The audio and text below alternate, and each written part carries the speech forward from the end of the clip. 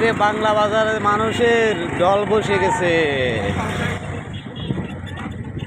সারা এলাকা জুড়ে এখন মানুষের দল বয়ে গেছে। বাংলা বাজার ব্রিজে কত মানুষ,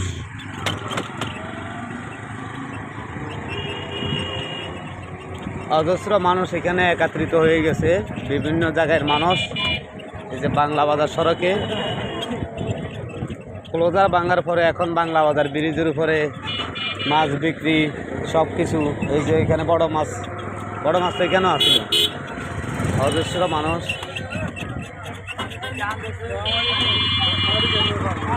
হাজার হাজার মানুষের সমাগম।